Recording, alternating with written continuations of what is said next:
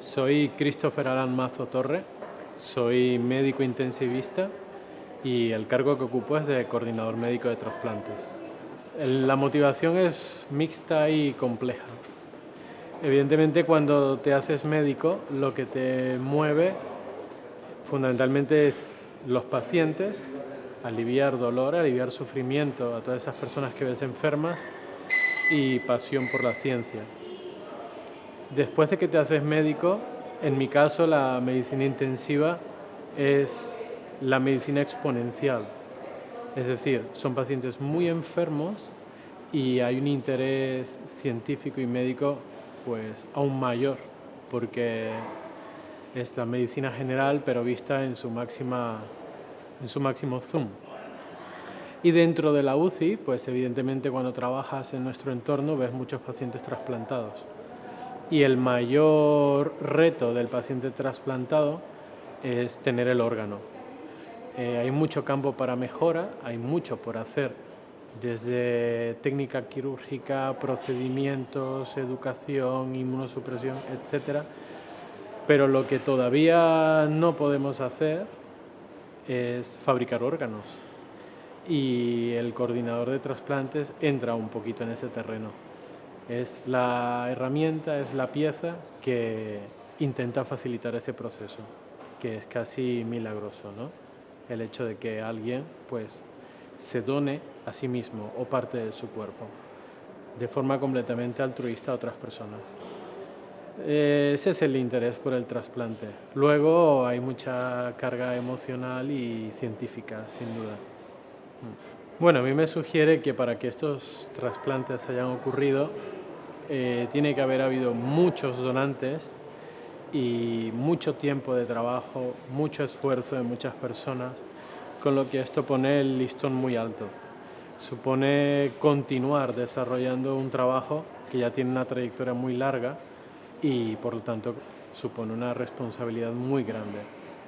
En realidad, cuando estás en tu día a día tratando a un paciente, atendiendo a un paciente que ha fallecido, conversando con su familia o atendiendo a un paciente en la UCI o hablando con alguien que está en una lista de espera para un trasplante, no piensas en estos números.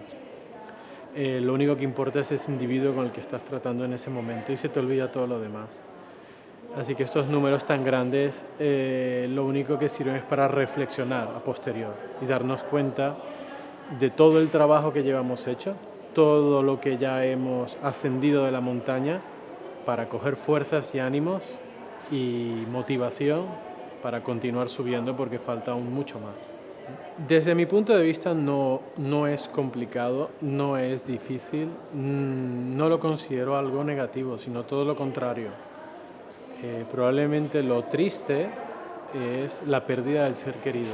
Si vas a hablar con una familia a la que se encuentra justamente en el momento agudo de la pérdida de un miembro de esa familia, evidentemente hay muchos sentimientos de tristeza, desasosiego, etcétera, etcétera. Justamente la opción de donar es, yo creo, la luz al final del túnel. Es algo bueno, es vida que se saca de la muerte. Y es una familia que no tiene ahora más en qué pensar, más en qué enfocarse dentro de ese proceso de duelo, más que en la pérdida abrupta que acaba de tener, en la que tú le planteas un plan, un proyecto de algo maravilloso por hacer. Y la mayoría, la inmensa mayoría, al final encuentra un consuelo, encuentra un sentido en todo esto. Así que yo creo que la entrevista que se hace para ofrecer la donación de órganos justamente es eso, es un ofrecimiento, es una oportunidad. Es también un regalo pues, para que una persona al final de su vida pues, se vaya a este mundo físicamente de una forma muy grande, haciendo algo muy bonito, aliviando, dando esperanza, dando una segunda oportunidad a una o más personas. La sonrisa yo creo que es un poco la carta de presentación. Es un símbolo que tenemos asumido en nuestra sociedad, en nuestra forma de ser, en nuestra forma de interactuar, de puertas abiertas. Cuando una persona te sonríe, pues quiere decir que te está abriendo las puertas, ¿no? Y cuando tú te aproximas a alguien con una sonrisa o permites que alguien se aproxime a ti y tú le sonríes, pues le estás abriendo tus puertas. Y la persona que fallece, la persona que es donante, no puede sonreír, pero puede abrir sus puertas y puede donar y permitir a otros que vuelvan a sonreír. Es una forma de regalar sonrisas también con los trasplantes. Difícil. En realidad, honestamente, una estrategia desarrollada o un entrenamiento hecho para esto no tengo. Yo creo que es como la vida misma. Día a día tienes cosas que te frustran, que son difíciles, que no sabes cómo vencer, cómo desarrollar, tienes miedos, tienes preocupaciones, pero si abres los ojos y eres un poquito agradecido y optimista, también ves que hay grandísimos regalos en el día a día. Yo encuentro en la sociedad que vivimos hoy que si tú te mueves por las grandes ciudades, puedes encontrar millones de personas viviendo en un área concentrada donde parece que ninguno interactúa con el otro. Todo el mundo, a pesar de estar rodeado por muchas personas, va solo. Y esto es algo que a mí siempre me llama mucho la atención y me preocupa. Y tendemos cada vez más a ir al individualismo. La gente suele trabajar mucho por sí mismo, por objetivos personales, cada vez se inculca más en la sociedad la competitividad, pero algo que a mí me devuelve la energía y me devuelve las fuerzas es ver cuando una persona que fallece sin recibir nada a cambio, de forma completamente altruista y de forma completamente ignorante de saber a quién, cómo, cuándo, dónde, está dispuesta a donar sus órganos y a salvar vidas. Esto es algo que a mí me devuelve la confianza en la vida y me devuelve la confianza en el ser humano. Cuando me encuentro familias que están viviendo verdaderas desgracias, verdaderos dramas que a veces no lo podrías ni plasmar en una película ni en un relato, porque la realidad supera la ficción, te sientas a hablar con ellos y te das cuenta que tienen la capacidad de ponerse en el lugar de otros, a pesar de lo afectados que están, y decir que sí, y te sorprenden. Y a mí esto es lo que me devuelve las fuerzas para continuar, porque sí que te enfrentas a una carga emocional muy difícil y sí que a veces te llevas esa tristeza, ese sufrimiento de los demás a casa y te lo llevas contigo.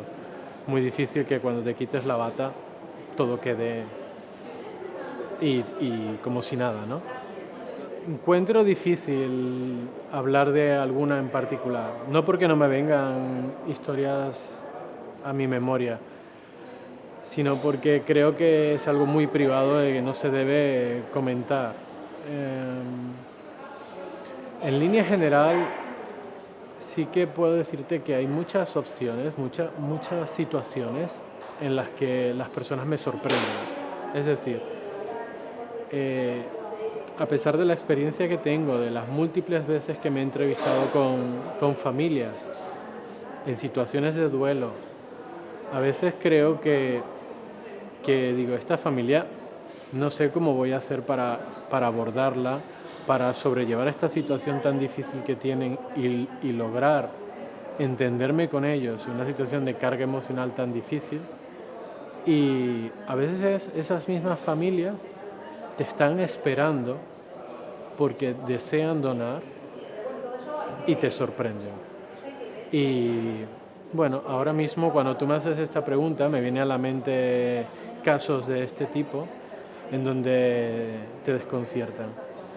Y recuerdo una madre que me dijo que después de decirme que sí, que ahora yo tenía la responsabilidad de que su hijo pues fuese ese ángel que diera vida a otros y que no descansara hasta sacar el máximo provecho posible del cuerpo de su hijo para salvar otros niños y aliviar otras familias. es sorprendente. Es sorprendente, por ejemplo, cuando una madre te dice algo así. Bueno, desde el punto de vista de estrategia, programa, podemos hablar de educación, formación, divulgación, etcétera, etcétera. Yo creo que lo que necesitamos es empatía, es esa capacidad de ponernos en los zapatos del otro. Si alguna vez hemos sufrido, si alguna vez hemos tenido problemas, si alguna vez hemos tenido miedo y nos damos cuenta que después de fallecer, ese cuerpo que ya no necesitamos, del cual ya hemos sacado todo el provecho que podíamos en la vida, podemos convertirlo en un instrumento para aliviar todo ese mal, todo ese sufrimiento, toda esa incertidumbre, sufrimiento físico, emocional, ansiedad, preocupación, etcétera, seguro que donaríamos. Y esa es la piedra angular. Ya lo demás, pues, es trabajar en ese contexto. Pero la donación es la piedra angular del trasplante.